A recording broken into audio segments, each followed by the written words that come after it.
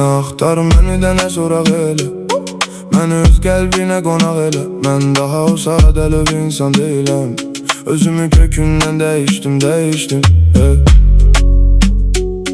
Düzü əyməyə çox çalışan var, arxamca danışıb danışan var, yalandan üzümə alışan var. Mən daha o sadəlöv insan deyiləm, gözümü açdım mən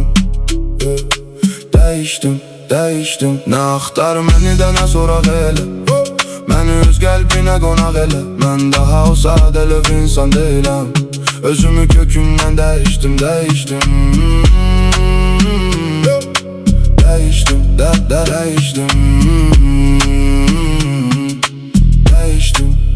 Həyatın dərsi başa gəldi, ürəyim sındı, toxundu daşa gəldi, gözümdən tökülən o yaşa gəldi. Mən daha o sadəlöv insan deyiləm, səssizcə uzaqlaşdım, dəyişdim.